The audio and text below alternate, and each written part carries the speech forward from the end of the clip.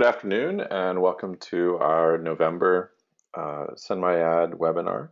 We're showing some tips and tricks today, and we'll be highlighting some new features. So let's quickly look at our agenda.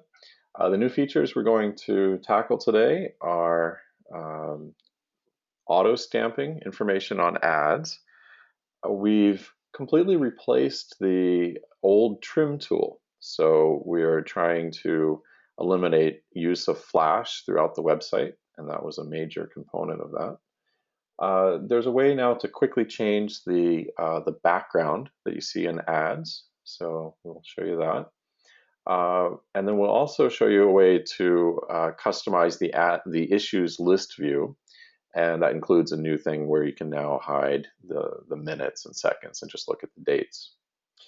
And then we'll also talk to you about how to submit ads on behalf of your advertisers. Now that turns out to be a surprisingly common thing that's come up as a request for a agenda item. So that's what we're going to talk about today. A little housekeeping. If you have the GoToWebinar control panel open or the little software that launched, there's a zoom button that you may need to enlarge your view in order to see my screen or all of my screen without scrolling. If you have any questions, you can ask us those at any time, and there's a little question section there in the control box. You can type that, and we'll either stop and handle a question if it's really relevant at that point, or you may save them and come back at the end. Okay, with that being said, let's go ahead and get into our demo.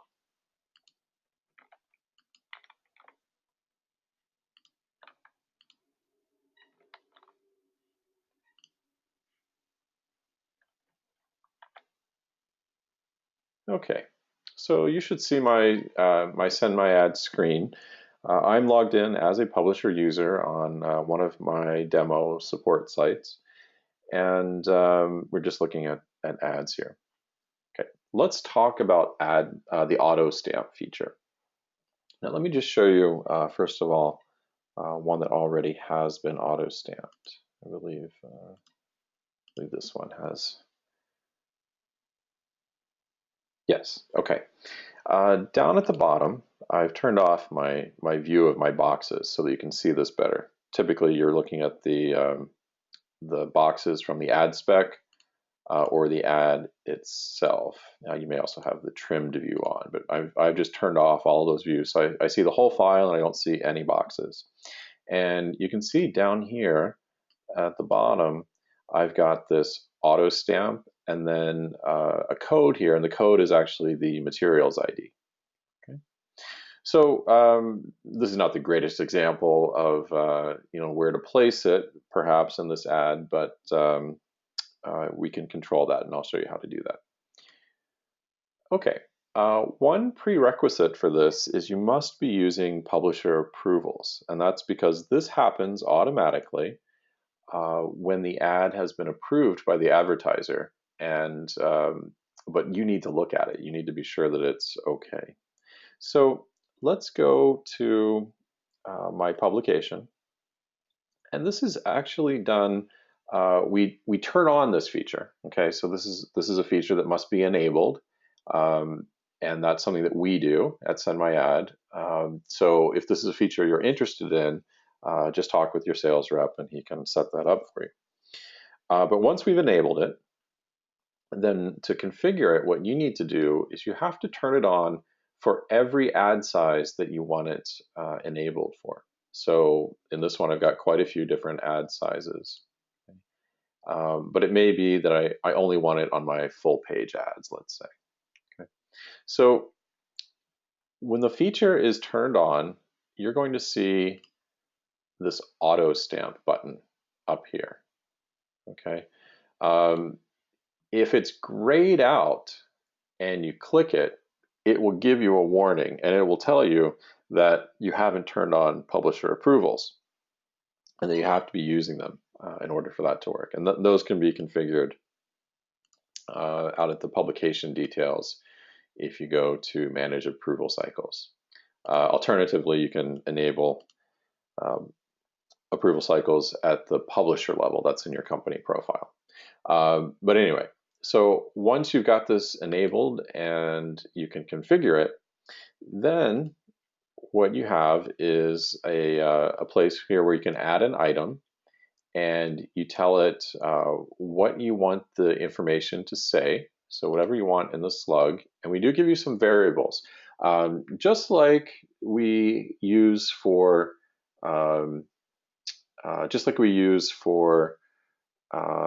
configuring a file name or a destination folder on an FTP site. It's the same sort of thing, but there's only a very limited number of things. And typically what this might be is a reader service number. Okay, and that's a field that you can enable as metadata for your ad, and we can then stamp it for you automatically. Okay, so that's one of the most common use cases for this. Okay, but we do let you put in your own text. It can be property of so and so. It can have a folio that you want to verify for placement, materials ID, whatever you like. Okay, you can change the font size. Okay. And you can also change the color. Okay. All right, now you can have multiple items as well. All right, and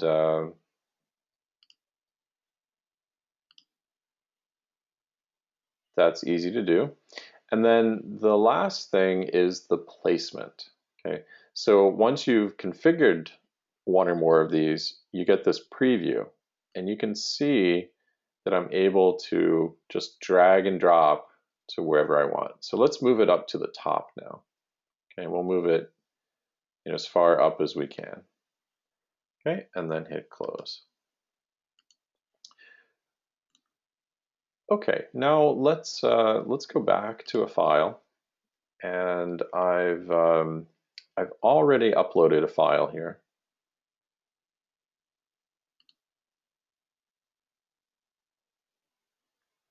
Okay, and let's approve it. You can see that there's nothing here. Actually, that file is so dark that we probably won't even see it. So let's try it on this one. Oh, and actually that's the wrong ad size. Okay, well let's try it on this, and we'll see what happens. Or because we know we're doing it for this one, let's go ahead and change the text to white. That'll be a good counter example for us.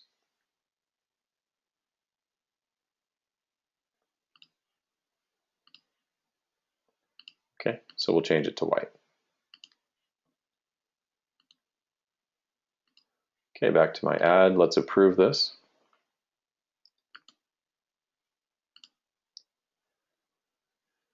Okay, so it's approving the ad, and it's making the PDF file for us.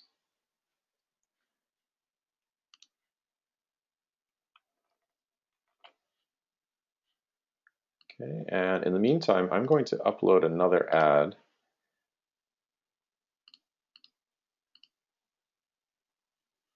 Because we're going to also talk about the trim tool in a moment.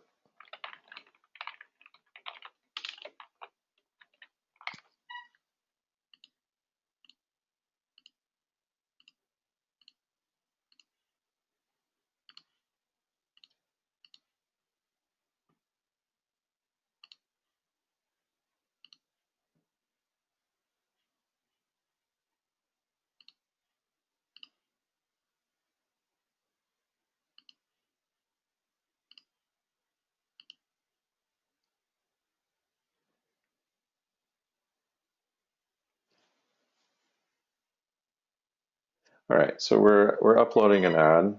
Sorry, I picked one that was a little, not large, but not tiny either. Anyway, this when this ad comes in, it will come in at the wrong size, and that will let me show you the trim tool and how we've reconfigured that for just plain HTML, no flash. And when this finishes up, we'll also have the finished auto stamp file.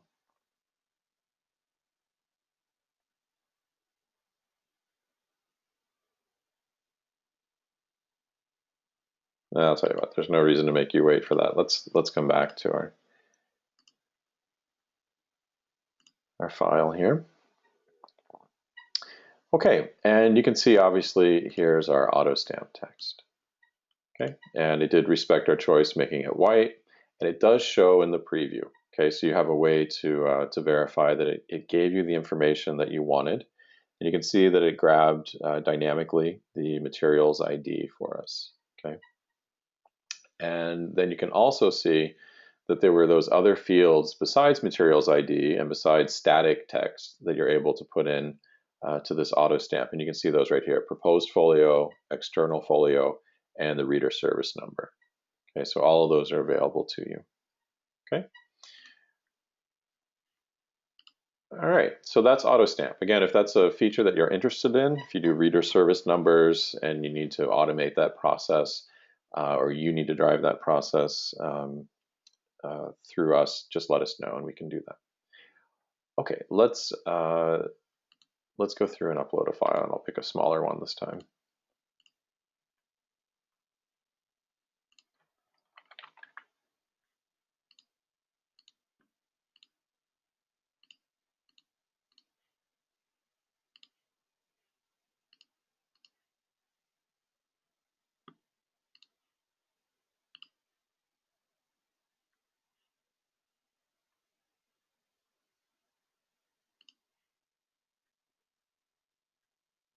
All right, that's a really small file.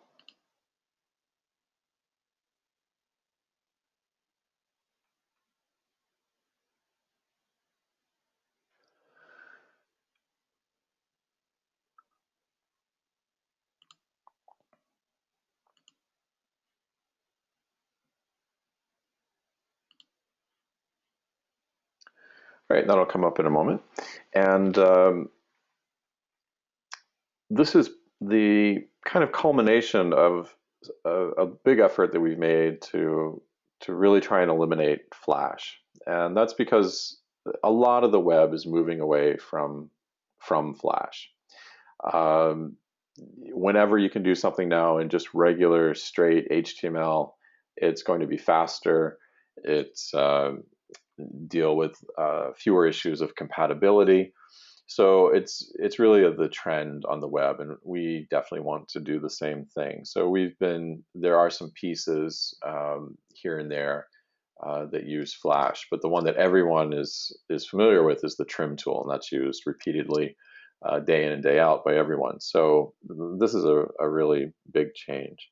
Now, this ad, it came up and it didn't trigger the trim warning, but if you did, you could just click the trim warning button there. But you can also access it through this Edit Ad button. So that way you can go into the trim tool without having to go through an error. Okay. Okay, so this opens up, and you know, the first thing you'll notice is it's a lot faster. That's a huge benefit. Before, you know, you had to load the Flash client and then it would begin to draw, and it was a heavier operation. Whereas this really, it just happens fast. Okay, we have the toolbar over here, and there are some hotkeys that you may find useful. So when we're in this view, you can grab the art and move it within the pasteboard. The hand moves everything. Okay. Zoom, just want to zoom in on certain areas. Okay. And the fit to screen. Okay, but there's you can do a plus or a minus to zoom out. You can do an F to zoom out and fit. Okay. Well, once you've positioned everything, okay, you can just hit cancel trim if you're not sure, or trim and save if you want to move on. Okay. If you want center lines for positioning, those are right there. And you can also nudge things.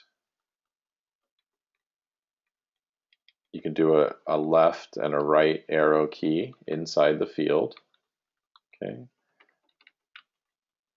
So just use your keyboard arrow keys to move, or you can type in values.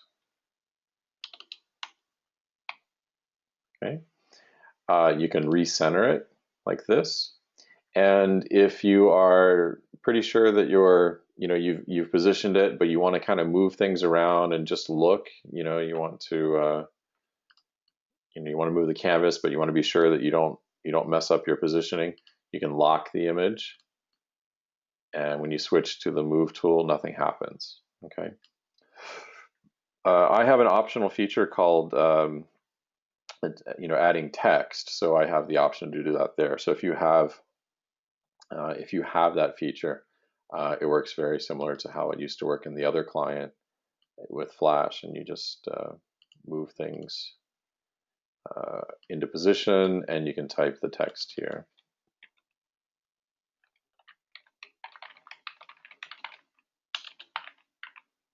Okay, so that works just like before. Most of you don't have that feature, but a few do. Okay, once you're satisfied, just hit trim and save.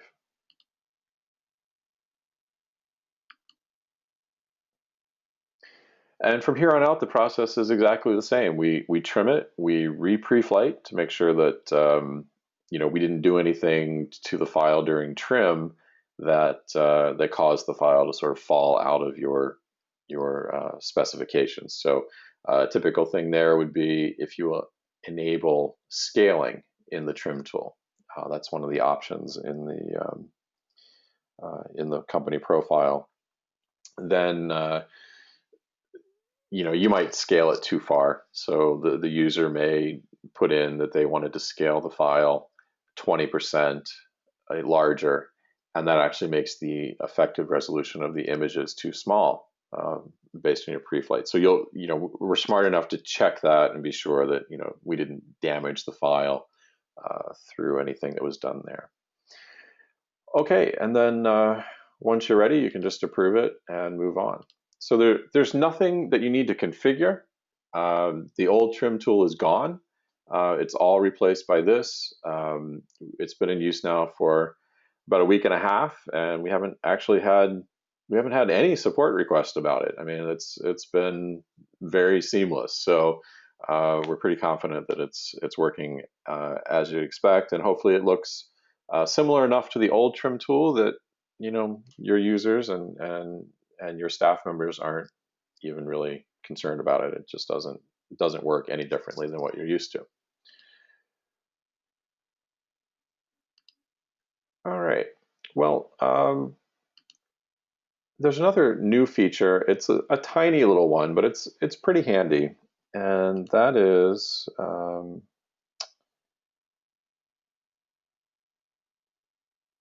let's see. Well, it's going to make a liar out of me, I guess. There was an ability to change the canvas color, and unfortunately now I'm not seeing it. So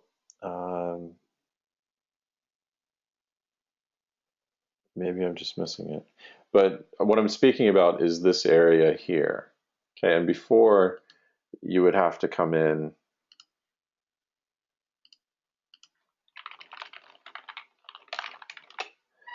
and you would go to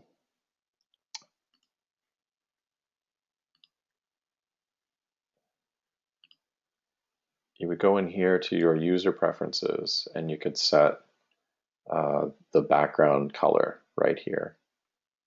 And there's a restore default color, or you can pick color like that.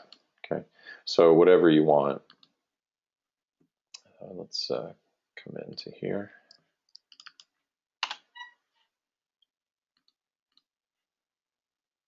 And you can see that it uses that color.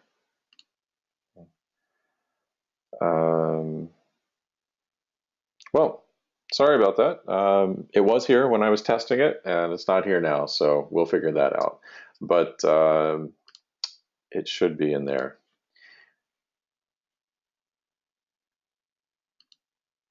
All right, well, let's move on to another small new feature, but you'd never know it was here unless we pointed it out. And that is when we manage the issues, okay? And some of you aren't even aware that this is here because a lot of times you go to publications and you manage your issues from inside here. But we do have this bulk view, and this is really handy. So it lets us view by publication or all. Okay, so you can filter there. It's a great way at a glance to see which issues are active, which ones are, expired, which ones are about to expire.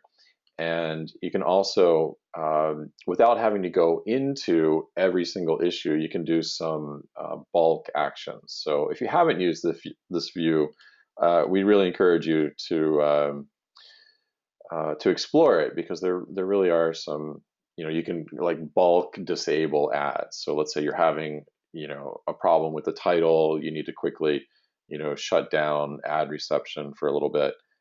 You can do that for multiple active issues without having to go into every single one. Okay. You can also, as the new year comes up and you need to start planning for new issues, you can quickly create bulk issues this way too. So there's an actions item in here to create auto issues. Okay, and that's a great feature. Now you'll notice though that all of our deadlines, they show the default format, which is the text, date, and time. You'll go there and you'll see the time, and it's a little verbose. Okay.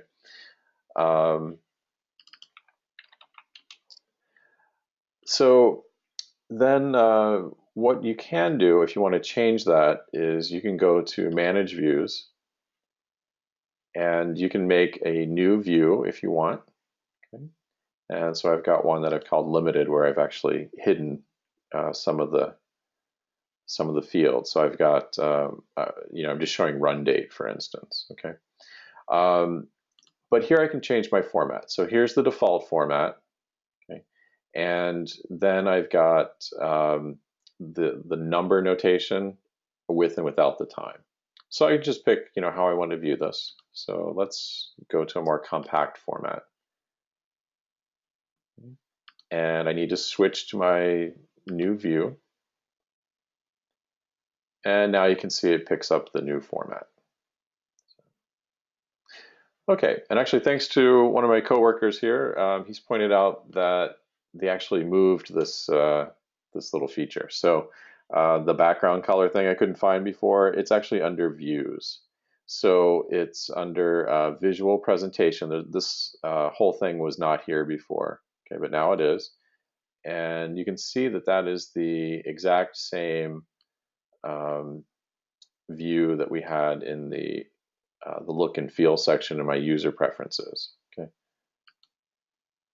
but you can see that it now takes effect immediately, and it's kind of helpful because you may be looking at a particular ad where the background color is like that, and it's just you can't tell where the ad starts and the canvas stops. So there's a quick way for you to adjust that.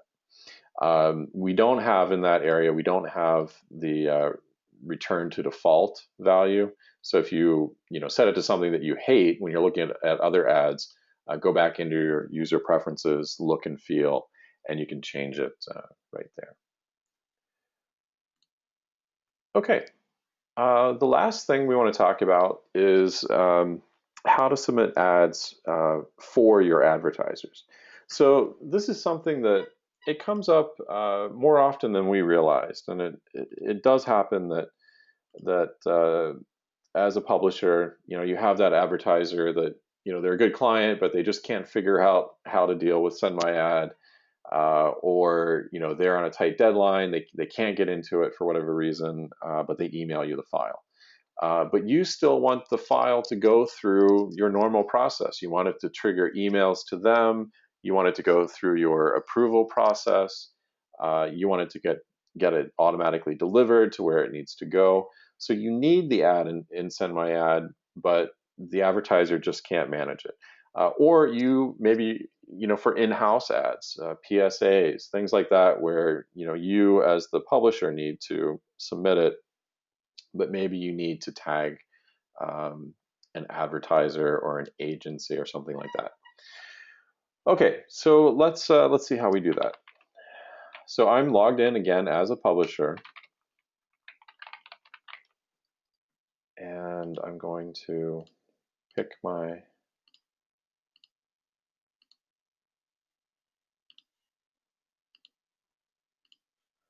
all my normal stuff, and you'll see that I have down here a selector, and it's the contact information. It says select the contact company associated with this ad, and so I'm going to pick just any person here, and it tells me who the contact will be for this ad. So that's the default user for that advertising company. So I'll go ahead and upload a file.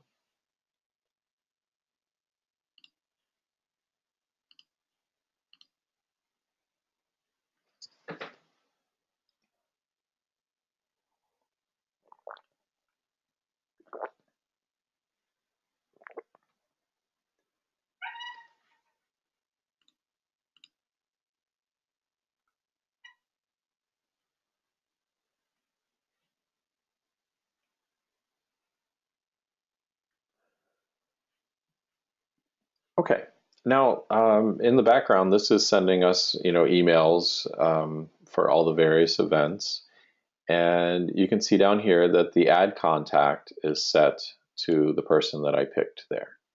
Okay, so now you're wondering, how did that field get there? Because your your upload form may not have that. So if you go to your company profile, look under Print Ad Settings, Manage Upload Form Items.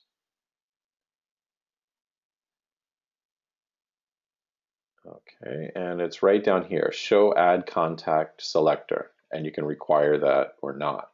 Now, this is an area that looks different for the publisher versus the advertiser. So there is an ad contact information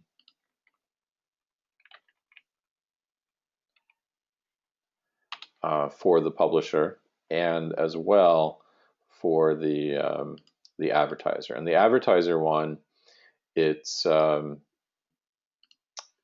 basically they see their own information and they have to verify that their email address is still correct, or that their phone number is still right. So they don't get the same selector that you do as a publisher. Okay, but it can be handy for that as well. It's just a way for them to say that, okay, their contact info is up to date.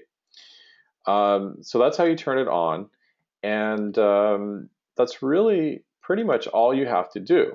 Now, if you don't want to turn that selector on, okay, if this is something that you do only very rarely, okay, and you don't want to have that on the upload form, there's another way that you can do this after the fact. So let's go to an ad that was already uploaded before I turn this on.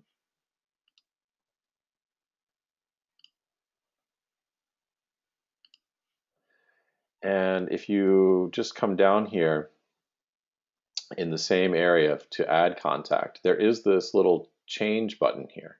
Okay, and it was set to me as the publisher who uploaded this, but all I have to do is select the company and then the user. Okay, and this has the advantage of letting you select a specific user at the company. Okay, the contact form, it just kind of defaulted to whoever is the primary contact for the advertiser company. So you can change that, and then when you approve the ad, that's going to trigger the emails. It's going to make that available for the advertiser. So I'll log in quickly. I think it's this user.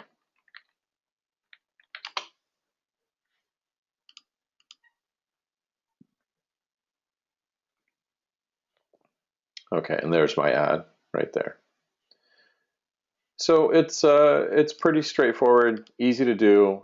You just have to decide on, is it something you routinely do, and it's done often enough that you want the contact form to appear for the advertiser, or is it something that you do occasionally? You need it to sort of correct mistakes or to handle that odd file that just can't go through, and you can decide whether or not to turn it on. But you always have that option to change the contact after the fact. Now, just to show you the advertiser view of that contact information, this is what I'm talking about. So if you enable that selector for yourself, the advertiser is going to get this, and they have the ability to to change their, they have a typo in their email, so they can change that. Okay. And maybe they want to upload it on behalf of, a coworker. All right, so that lets them do that. Okay, so it's the same idea in that area for the contact, but it does appear different and work different for the advertiser versus the publisher.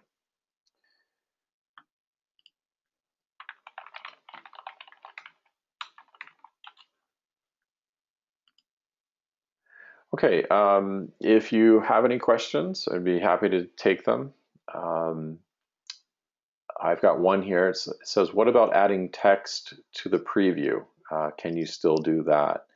I believe that what is being referred to is, if I reposition this ad,